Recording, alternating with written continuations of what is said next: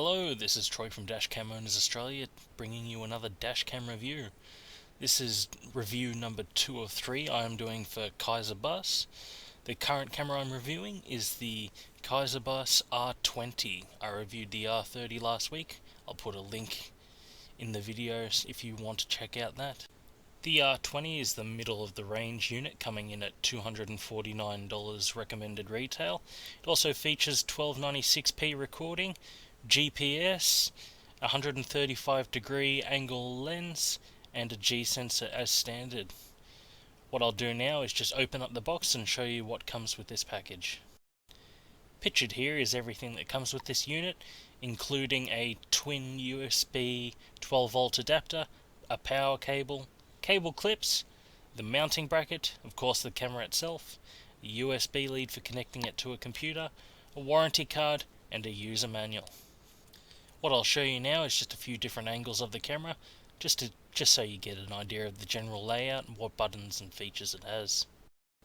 Starting with the rear of the camera, we have our 4 main buttons, as well as a nice crisp 2.7-inch LCD screen.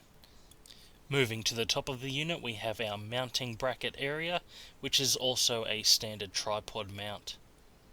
On the right side of the camera, we have our power connection, as well as our HDMI output for connecting to a television or monitor, and our USB connection for connecting to a computer.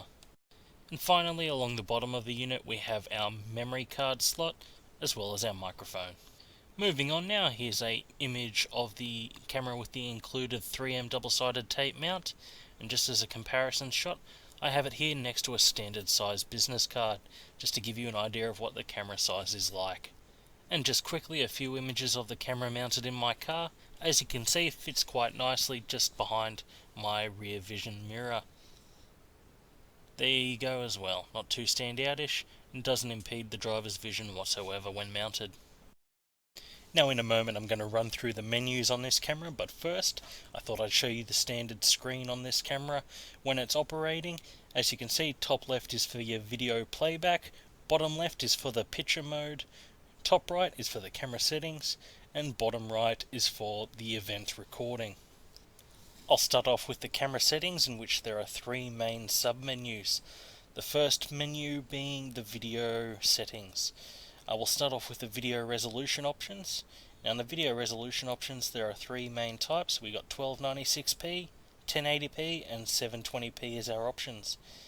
Now in the recording duration we have 3, 5 and 10 minutes. 10 minutes isn't available in 1296p. Now our main camera options, which give us our screensaver volume, stuff like that, I'll go through them now. Starting off with our screensaver durations, which are 30 second, 1 minute or 3 minute. Now that's how quickly the camera goes into screensaver mode. The next menu is our screensaver type. We can turn it to have the display turn off, or we can have time or direction show as the screensaver. This is what it looks like with the time set as your screensaver, so that'll kick in either in that 30 seconds, 1 minute or 3 minutes. And here's your GPS, which works as a sort of compass. I would like to see Kaiser Baas potentially implement this feature to show the speed. I think that would be a nice addition to this camera. Moving on, we have our sensitivity for the G sensor. As you see, low, mid, high or off. I personally have it set to off.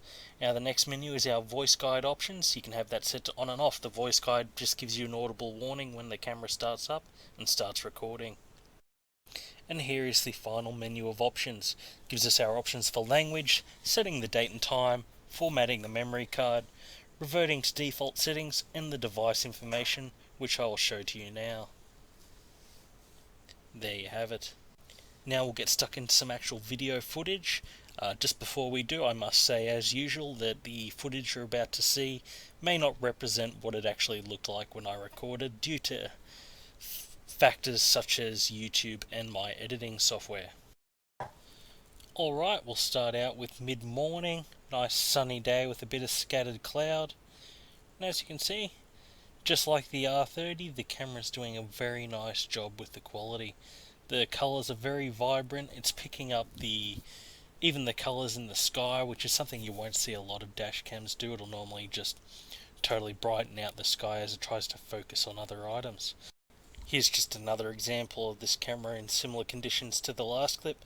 Just thought I'd throw it in because it's something a bit different. But as you can see, the camera does a really nice job of picking up lots of detail. And I just really love the way that it even picks up all the reflections off the water. It's got a very good detail with this quality. Unfortunately, it's sort of ruined by the reflection of my coffee cup in the window, but nonetheless, I still like this as an example for the quality of this camera. Now we'll just move on to some sort of late afternoon footage, just so you get an idea of what the camera's like in darker conditions. Okay, here we are about 7:40 at night, so the sun's going down, just a little bit of light left in the sky. As you can see, it hasn't really affected the camera whatsoever. It's still doing a very nice job of pulling the lighting out of the scene, giving you good detail wherever it can. And while I'm at it, I'll just give you a demonstration of the microphone on this particular model. I'll just take the opportunity now to say a few words just so you get an idea of what the microphones are like in this particular camera.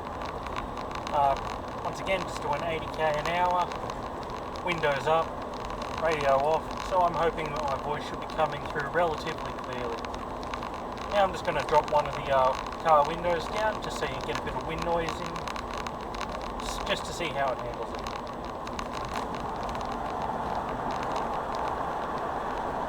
Here we go.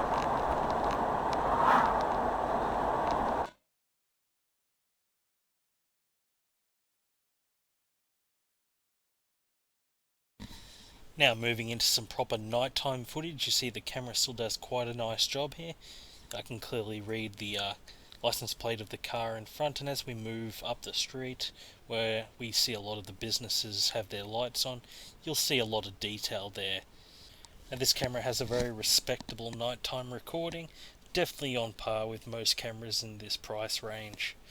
What I'll do now is I'll change to a clip of an unlit highway, just so you get an idea of what this camera does with no lighting to work off. Now, as you can probably see, things have definitely got a lot darker without any street lights, but this is pretty much going to be on par with any camera in these types of conditions. Don't expect to see much more at night.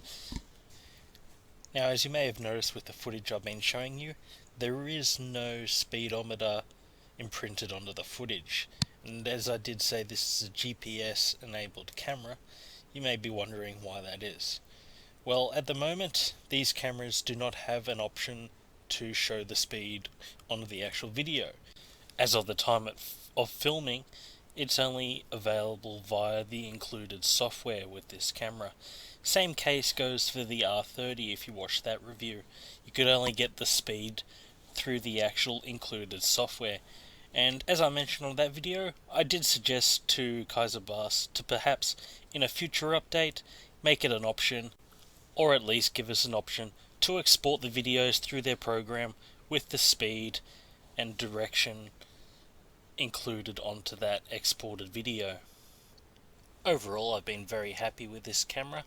I definitely like the size. It's a good form factor to it, not too large, just right for most Australian cars. The video quality, that 1296p quality, really, you can't go wrong with that.